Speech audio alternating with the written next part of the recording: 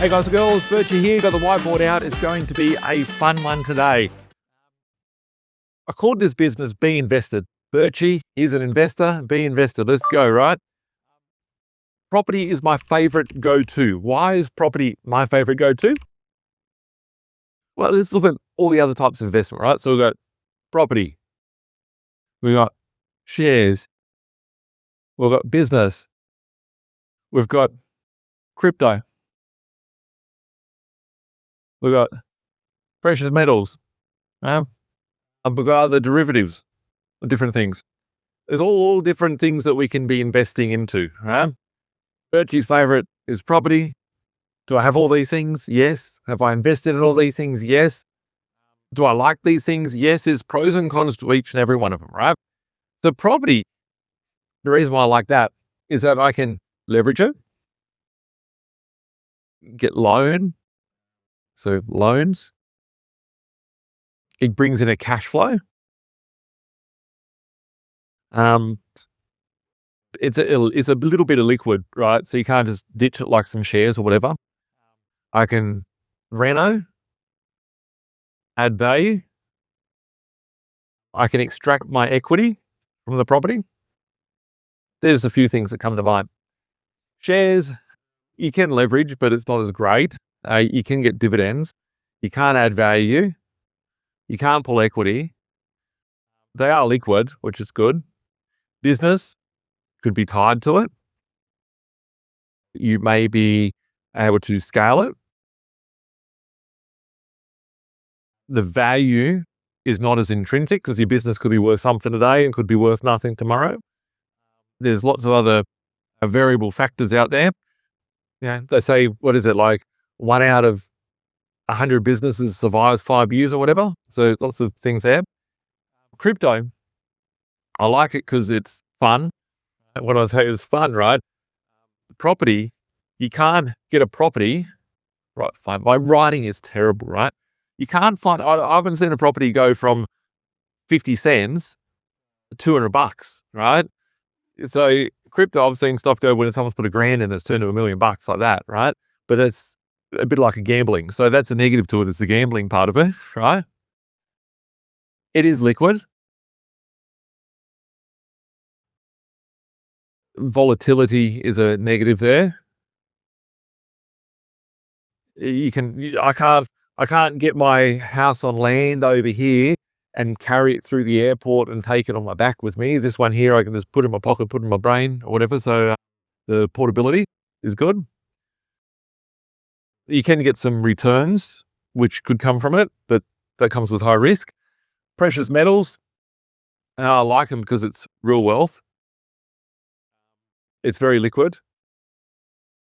I don't like it because it has no cash flow. You can't leverage it.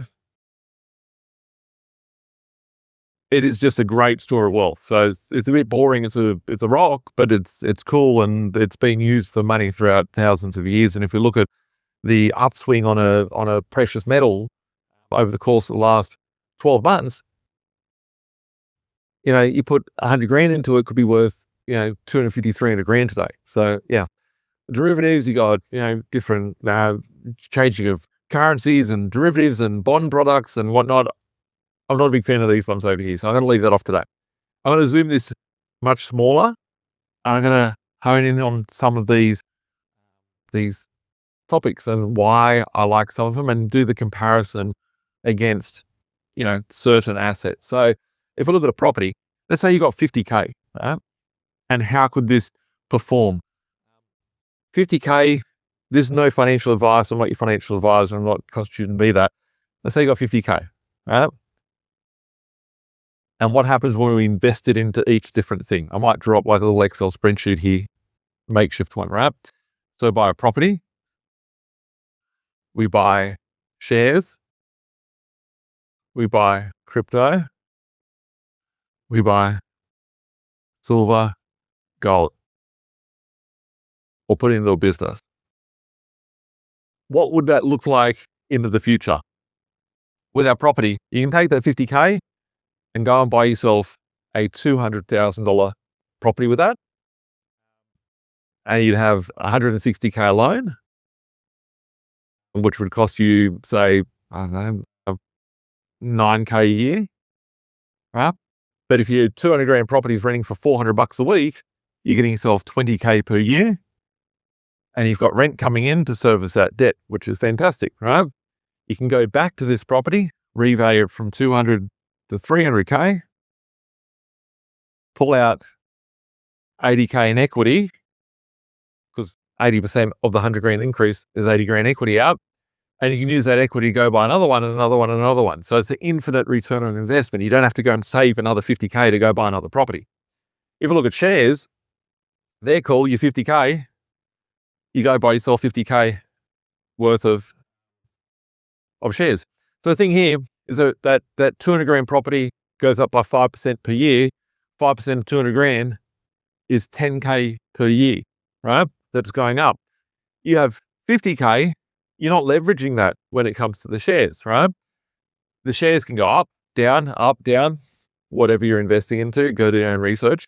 But at 50K, you're not going to put 50 grand down and go and buy 200 grand worth of shares. You can in margin trading, which brings another level of risk to it.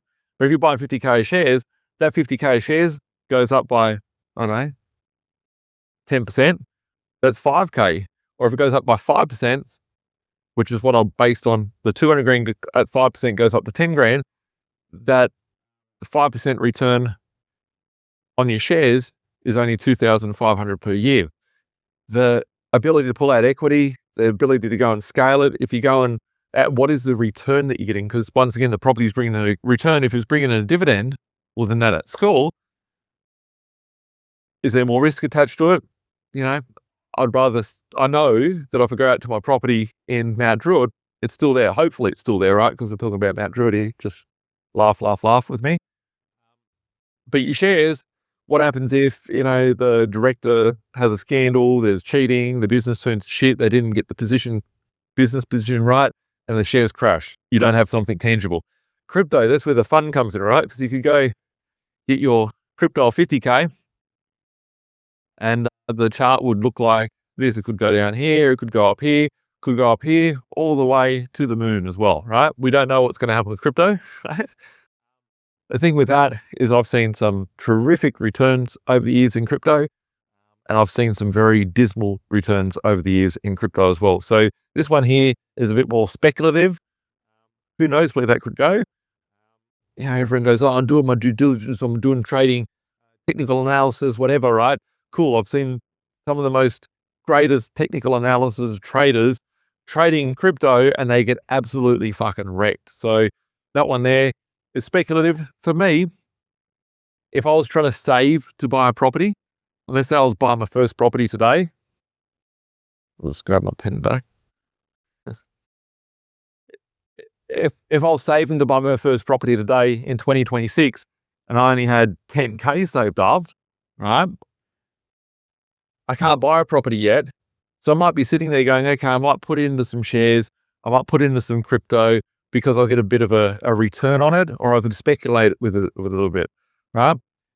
If I put the 10K, 20K in the crypto and that turns into 50K, right? Or 100K, right? I'm not giving you financial advice. I'd be thinking, okay, cool. Now I've got 1 or 2 deposits to go and buy some properties with that. So that's where I'd see these things fitting into the portfolio. If I was at a point where I've got 10 properties, 30 properties, 100 properties, whatever the case may be, they go, I've got to have a buffer attached. I can put 100K in a buffer and it sits in my bank, but the 100K from the start of last year will buy you a lot less than 100K at the start of this year. So your money's losing its value. So I'd rather be holding it in something with the ability for it to go up in value or retain some of its purchasing power. Silver and gold is a hedge. You bought $50,000 worth of silver in 1980. It was $50 an ounce. That thing would have had to wait until 2026 or late 2025 for you to be able to get your $50,000 back, right? So it can be a great investment, but it can also not be a great investment. It is a very good, sound proposition. You bought $50,000 in January 2020, 5 of silver or gold, you probably got $100,000 now. And then we've got business, which business is obviously cool, but with $50,000, what do you buy for $50,000 in a business? You could get started with a fit out, you could have a lawnmower business, whatever it is, right? The reality of it is that 95% of businesses fail within the first 5 years of operation. So the chance of losing your capital is higher. The chance to return is very manual intensive. What I see, probably a large part of our business clients that come to us, right? We have lots of business owners we help out on their property investing journey. And the biggest thing that business owners say is, I've worked so hard, I've got a business that's been successful the last 10, 20 years, whatever, family's been great, whatever. But we're at a point where we want to get out of the business, we want to retire. We don't know what the business is worth because the value is derived from the value of what they're doing in their business. And they need a strategy to be able to build passive wealth. So for me, this is my favorite go-to property. It's what I started with. I treated my property investing like a business from day one, but all of these things play a role in my journey in what I see. So as a business owner, if you're a business owner and you've set up that business and you go, okay, I've got cash flow coming in, my life's good, how do I transition? You need to take your active income from your business and put it into assets, which are going to bring in passive income to be able to enjoy your retirement. So I maybe touch it on another video that I'll do after this on the whiteboard as well, where I'll talk about how to turn your active income from your business into a passive income from building out that property portfolio. But in my view, there's pros and cons to all of these things. For me, property investing is my favorite. These things here, liquid, not so liquid, but still liquid, very illiquid, but cash flow intensive. So work out what you need. Where are you at your point in your journey? Do you need cash flow? Do you need equity? Do you need capital? What is it that you require? And focus on that next stage as building out what you need to be able to get to the end goal of where you want to be. If you need help on building out that strategy, hit us up 1300 367 925, admin@binvested.com.au. Thanks for watching. Have a great day. Bye for now.